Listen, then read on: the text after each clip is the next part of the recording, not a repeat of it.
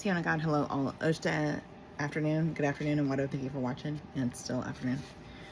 This is day 7 of reading Black Rednecks and White Liberals by Thomas Sowell.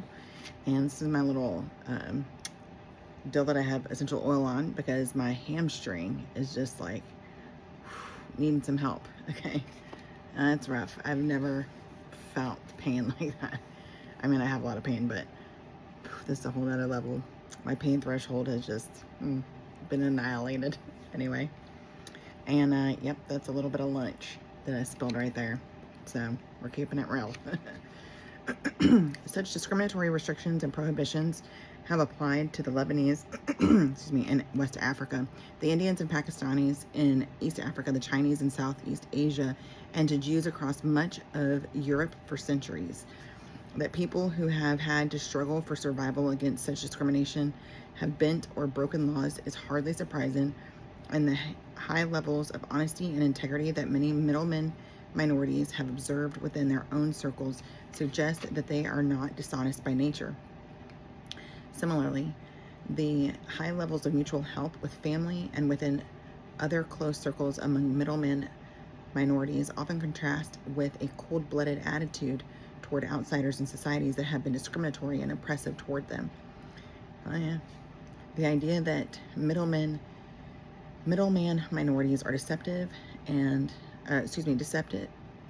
unscrupulous, and unreliable people is far more widespread in political and intellectual circles than among those in the business of extending credit to them.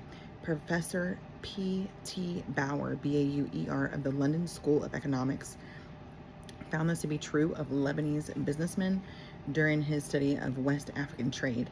The unfavorable attitude of many officials toward the Levantine communities contrasts notably with the financial support which European banks, manufacturers, export houses, and merchants have given to many members of the Levantine communities in West Africa. Many of the Levantine enterprises enjoy the respect, confidence, and financial backing of British banks and firms. In some instances, the supporters are highly regarded old established firms whose names are household words the world over. It would seem that the personal and commercial contacts between members of the Levantine community and their supporters have not confirmed the suspicions and fears entertained in official circles. Economic success. Armenians are among the middlemen minorities who have worked their way up in various countries around the world. Armenians were very poor peasants for centuries in the Ottoman Empire. Over time, however, they evolved from rural entrepreneurs to urban entrepreneurs and financiers, Financiers, in Istanbul. I'm gonna try and make it through. I'm gonna tell you, I would rather be laying down or like with my feet propped up or something. Oh, this hammy is just like, whew. Previously, they had directed the transit trade with Persia from Erzurum, E-R-Z-U-R-U-M, and eastern Armenia. But gradually, they established themselves along the route from Persia to Istanbul. They were found in Sivas, S-I-V-A-S, and Tokat, T-O-K-A-T, centers of agricultural production, in Ankara, A-N-K-A-R-A, center for sheep's wool and goat's wool. In parentheses, it says T-I-F-T-I-K, Tiftik, in Bursa, B-U-R-S-A, center for silk and tobacco, and in Uskudar, U-S-K-U-D-A-R, the Istanbul bridgehead in Asia and the destination of trade from Anatolia, A-N-A-T-O-L-I-A, and Persia together, Together with European merchants, they played an increasing role in this trade. Certain Armenians reached significant positions in commerce and finance, for their names appear in lists of money changers and bankers. In the 18th century, they were the most important minority merchants in the capital. Both as peasants and as businessmen, Armenians were noted for quote-unquote sobriety and thrift. In the process of becoming the most important middleman minority in Istanbul, the Armenians displaced the Jews in that role. Armenians were also prominent as traders in Iran. Iran, you know what I mean? I don't know. The 17th century Armenians, in quotes, dominated the Persian external trade and much of the internal commerce, end quote. Their activity stretching from Europe to India. It has, in school we're taught Iran to Iraq, you know what I mean?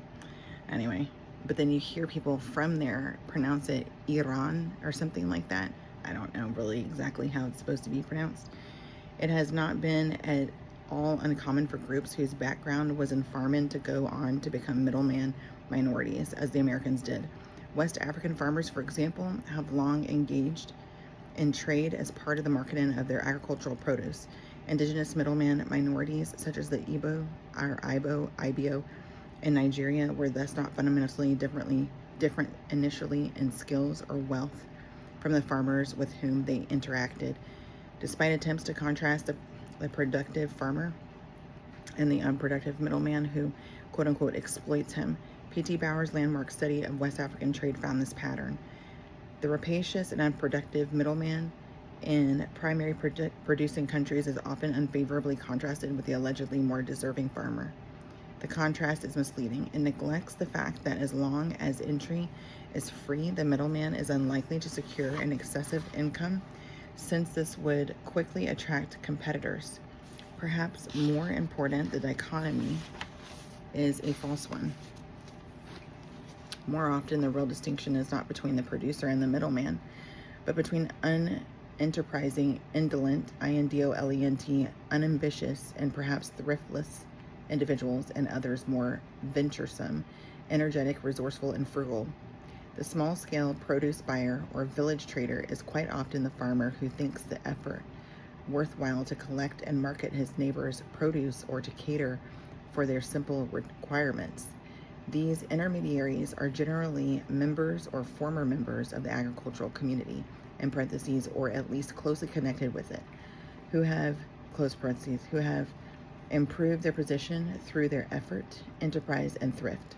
While such individuals might be of any ethnic background, in Nigeria they were often from the Igbo tribe, in whose culture, in quotes, thrift, resourcefulness, and foresight were the principal themes, end quote. Some Igbos, in quotes, began trading with a few shillings or even a few pence derived from the sale of agricultural or jungle produce, end quote. From there, they proceeded to rise step by step as they, end quote, slightly enlarged their still very small scale of operations, end quote, until eventually they were able to become established in retailing, end quotes, in practically all cases they were members of farming families, end quote. I mean, that makes sense. In West Africa, as elsewhere, the rise of middlemen from poverty to affluence has been widely seen as having taken place at the expense of others.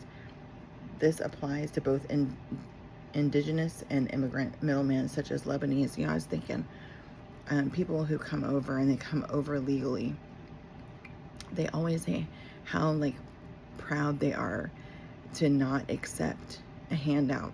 You know what I mean? They work their butts off to not get government assistance and stuff. And that's how I grew up. That was the America that I grew up in, where immigrants were so proud to be American. They didn't want anything. They wanted to stand on their own 2 feet in America. It meant something to them. They were very prideful, and it just kind of seems like it's turned on its end. I don't know. Anyway, the opinion derives superficial plausibility from the fact that many traders began operations in West Africa with little or no capital, so that the increase in their capital and their prosperity have been obvious. However, this belief is fallacious because it ignores the productivity of trade. The wealth of the traders has not been taken or extorted from the Africans, but has been created by their trading activities. It was not previously in existence. As in the prisoner of war camp during World War II, and in countries around the world, middleman activities have usually not been seen as producing wealth, but only as appropriating pre-existing wealth, since a middleman does not visibly create a material thing. Neither does anyone else create or destroy matter, except for a few nuclear physicists. Turning iron ore into steel products is not creating a material thing, but only changing its form to something that people want more. That is precisely what middlemen do when they make goods or money available earlier than otherwise through retailing, credit, or loans. They change the time when things become available. Consumers could, in theory, drive to factories to buy goods directly, but retailers make this time-consuming activity unnecessary for a price whose legitimacy has often been questioned because the middleman did not change the physical nature of what was sold. Yeah. Resentments against both indigenous and expatriate middlemen in West Africa, with violence having erupted from time to time against both, underline the fact that it is the activity itself that is resented. The same has been true in other parts of the world and other periods of history. Moreover, moving into middleman occupations from other kinds of work has not been solely a characteristic of farmers. Korean shopkeepers in American black ghettos did not come from a farm or business background in Korea, but from an urban background. They had no special training in retailing, and the great majority had not even been salespeople before opening their own businesses. Most relied on their own savings rather than bank loans or government loans, and these savings came chiefly from working at low-paid jobs, including 2 jobs at a time, for about 1/4 of the Korean businessmen in Atlanta. They worked an average of nearly 4 years before saving enough money to set up their own business. In short, they worked their way up from the bottom, much like the Igbos in Nigeria and like other middleman minorities around the world. When the very same ethnic group plays the middleman role in some countries but not in theirs, the hostility to them has been greatest where they have been middlemen.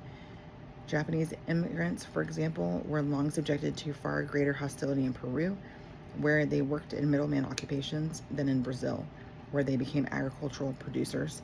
The latter partly as an organized and conscious effort to avoid the social and political problems associated with operating as middleman minorities. The economic activity, rather than the ethnic group as such, was likewise crucial in determining public reaction in the 17th century Poland, where tens of thousands of Scots lived, most working as peddlers. Like most minorities who have taken on the role of peddlers and shopkeepers, the Scots faced local resentment and discriminatory laws designed to restrict their economic activities, not only in Poland but in Prussia as well. Political attacks on Scots in Poland linked them with the classic middleman minority, the Jews. Yet Scots seldom encountered such hostility in the many countries around the world where they worked as teachers, physicians, shipbuilders, and in many other occupations. Indeed, Scottish noblemen who immigrated to Poland were accepted into the Polish nobility, even while their fellow Scots who worked as middlemen faced much hostility. Just as the same ethnic group can encounter very different amounts of social receptivity or resentments, depending on whether or not they play the role of middleman minorities, so different ethnic groups can encounter very similar hostility when they play the same role as middlemen. The hostility to Jews found in black ghettos before Jews began pulling out in the wake of the ghetto riots of the 1960s has been directed in later years at Korean and Vietnamese middlemen minorities who succeeded the Jews in those roles. In even earlier times before World War II, blacks in Harlem were resentful of fellow blacks from the Caribbean who often played the role of middleman. Whatever the reasons for such widespread hostility to middleman minorities, it cannot be race, culture, religion, or nationality, since middleman minorities have differed from one another in all these respects. What they have had in common is performing a much misunderstood and much resented economic role, regardless of who performs that role, even when the middleman role is played by people no different racially or ethnically from those around them. The resentment is still there. Thus, in centuries past, a Serb who charged interest on loans to fellow Serb peasants was called a Greek. Oh, a term of condemnation, shut the front door, based on Serbian hostility to Greek moneylenders. Charging interest on loans was for centuries widely condemned as immoral and a condemnation often made with the sanction of religion. Jews played the role of moneylenders largely by default in medieval Christian Europe and in much of the Islamic world. I did not know that. I mean, I knew that they were powerful, you know what I mean? Halfway around, okay, so, it's kind of controversial. It did Like, you can't even talk about Jews, I feel like, or Jewish people, or like Israel or anything like that now. But they're bigger than we actually realized, I feel. And it's just weird. I don't know. I kind of feel like it's all by design that you can't talk about it because nobody wants you to know how big they're like into everything. And Kanye tried to tell people, hey man, they're running it. They're running everything. Right? And then they slammed him and tried to silence him. And I think they did they offer to take or steal his portfolio or something like that? He couldn't have the rights to his own music that he created. Like, come on, because they tried to get him to shut up. Like, shh, we've been quiet this long. Like, we've been under the radar. Nobody's noticed us. We're like the elephant in the room of the world, right? And just ignore us. Anyway, halfway around the world, oh gosh, Chettiars, Chettiars from India faced hostility, mob violence, and eventually expulsion as moneylenders in Burma, even though they generally charge lower interest rates than those indigenous Burmese who were moneylenders. The real measure of an economic function, however, is not its plausibility to observers, but rather what happens to a society in its absence. Some countries have had disastrous famines, not from a lack of food, but from a lack of distribution of food. People have literally died of starvation in the interior while food supplies rotted on the docks in port cities. What? America does that. It's crazy. In other economies, both production and consumption suffer from a lack of credit. More to the point, mass expulsions of supposedly quote-unquote parasitic middlemen. Minorities have created shortages, higher prices, and rising interest rates in a number of countries and a number of periods of history. And so America, because my daddy was a farmer, and we found out that when you have those big contracts with the big dogs, which thank creator we never got involved in, they want to come a certain time for a certain crop, and it doesn't matter if the crop is ready or not. If it's not, they tell you to trash it. You are not allowed to save it. You're not allowed to give it away or anything. They want it all harvested and taken and dumped someplace for it to rot. That's crazy, isn't it?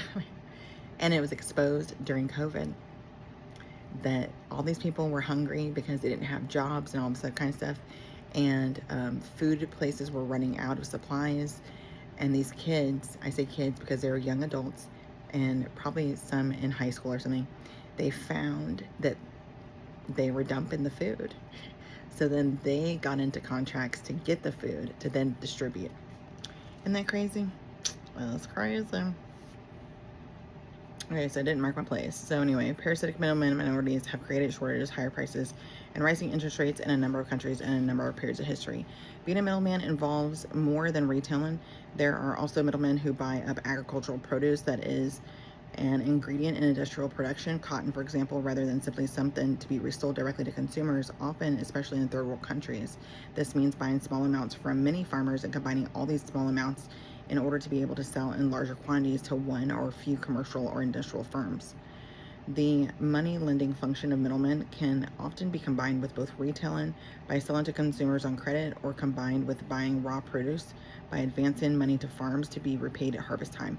The Chinese in Southeast Asia, the Lebanese in West Africa, and the Indians in East Africa have been involved in all these variations of middleman activities. Some middleman minorities, such as the Chettiars, Chettiars, specialize in money lending as such, but many middlemen minorities become involved in extending credit or loans as part of their buying and selling of consumer goods or agricultural produce.